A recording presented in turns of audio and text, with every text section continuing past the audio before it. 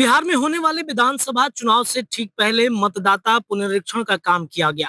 जून 2025 में जब एसआईआर को लेकर इलेक्शन कमीशन ने घोषणा की, तब से ये विवाद का कारण बना रहा। अब एसआईआर पूरी तरीके से सार्वजनिक हो चुकी है।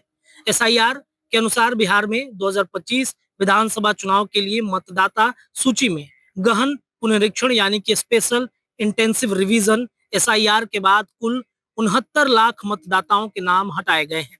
इनमें से 48 लाख मृतक हैं, डुप्लीकेट हैं या स्थान परिवर्तन के कारण उन्हें हटाए गए हैं, जबकि 21.53 लाख नए मतदाता जोड़े गए हैं। और अब एसआईआर की रिपोर्ट सार्वजनिक है और एसआईआर की रिपोर्ट सार्वजनिक होने के साथ साथ इसके साथ क्या विवाद जुड़े रहे, आज के इस रिपोर्ट में हम आपको पूरी बातें बताएंगे।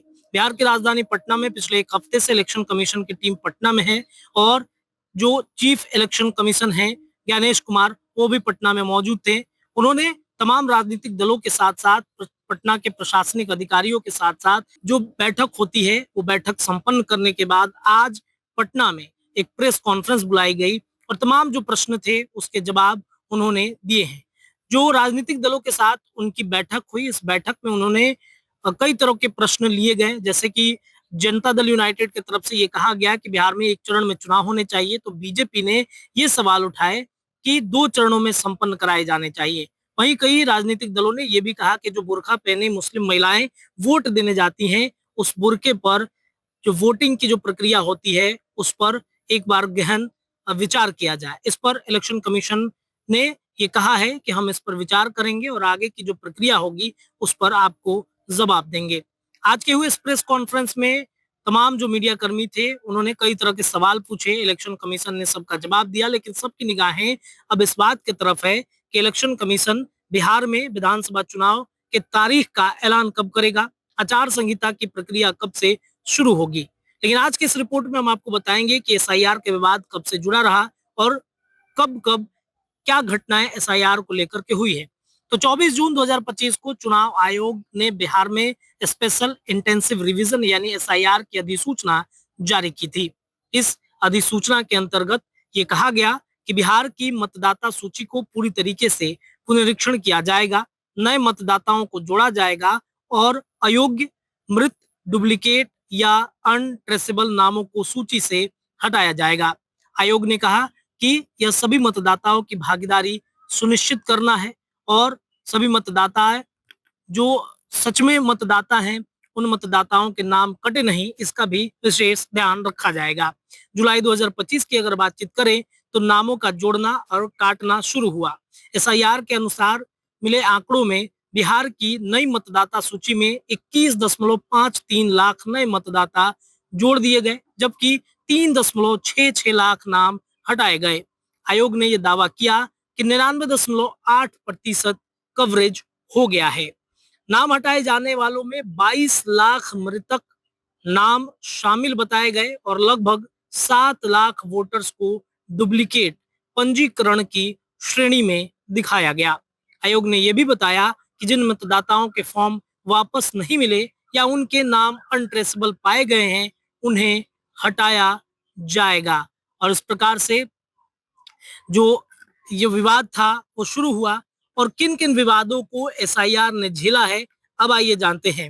विपक्ष दलों ने एसआईआर पर तीखा विरोध किया और इसे इंस्टीट्यूशनल एरोगेंस कहा गया। एआईएमआई के अध्यक्ष असदुद्दीन अवैसी ने आरोप लगाया कि एसआईआर प्रक्रिया से विशेषकर मुस्लिम मतदाताओं के खिलाफ भेदभाव किया जा रहा है। कांग्रेस एवं अन्य विपक्षी दलों ने कहा कि एसआईआर एक मतदाता विलोपन अभियान है और उसका जो शक्ल है वो ले रहा है। मामला सुप्रीम कोर्ट में पहुंचा और ईसीआई नामक याचिका जो है वो पेश की गई, जिसमें एसआईआर की संवैधानिक वैधता पर सवाल खड़े किए गए। 14 अगस्त 2025 को सुप्रीम कोर्ट ने ईसीआई को निर्देश दिया कि 65 लाख नाम हटाए गए मतदाताओं की सूची और कारण सार्वजनिक करे, साथ ही नए दावों को स्वीकार करने का प्रावधान अपनाए। यह भी सुनिश्चित किया गया कि आधार, ईपिक और अन्य पहचान पत्रों को दावों व आपत्तियों के दौरान स्वीकार किया जाए। आज भी सुप्रीम कोर्ट ने स्पष्ट कहा है कि यदि कोई गैर कानूनी कदम पाया गया तो अंतिम मतदाता सूची को भी रद्द किया जा सकता है। बिहार में इसका विवाद इस तरीके से जुड़ा कि बिहार के जो पूर्व उप मुख्यमंत्री थे तेजस्वी प्रसाद यादव, उनके दो दो ईपीक नंबर दे दिए गए थे, जिस वजह से ये विवाद काफी ज्यादा गहरा गया।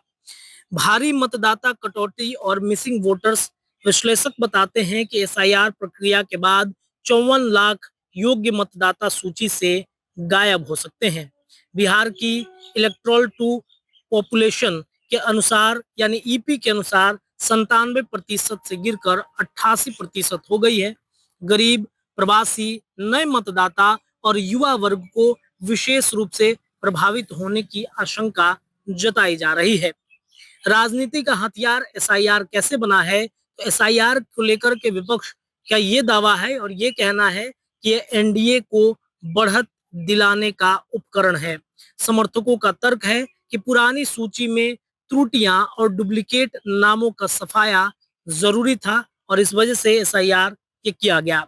राजनीतिक समीकरण विशेष रूप से सीमांचल गठबंधन प्रवण जिलों में बदल सकते हैं। जेडीयू, आरजेडी, कांग्रेस समेत अन्य दलों ने अपनी रणनीति को एसआईआर की चुनौती के आधार पर तैयार करना शुरू कर दिया है। 1 अगस्त से 1 सितंबर 2025 तक दावों और आपत्तियों की अवधि चली। ये सुप्रीम कोर्ट द्वारा दिए गए निर्देश और न्यायाधीश सुनवाई के आधार पर अंतिम सूची को जो है वो तैयार की गई। यदि असंगतियां पाई गई तो सूची रद्द करने की बातें कही गई थी, लेकिन अब चुनाव आयोग ने स्पष्ट तौर पर अपने पूरे जो डाटा है उसे सार्वजनिक कर दिया है। एसआईआर विवाद ने चुनावी बहस को पूरी तरीके से दिशा दिया है।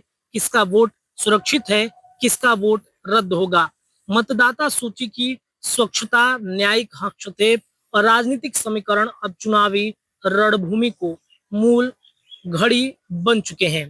बिहार के विधानसभा चुनाव 2025 अब सिर्फ पार्टियों का मुकाबला नहीं बल्कि मतदाता पहचान की लड़ाई भी बनता जा रहा है। तो इस प्रकार से एसआईआर की रिपोर्ट से जुड़े जो विवाद थे अब तक के, वो मैंने बताया। इस तरीके के तमाम अपडेट, तमाम जो स्टोरी है वो न्यूज इंडिया के माध्यम से पटना से मैं रत्नेश लगातार देते रहूंगा।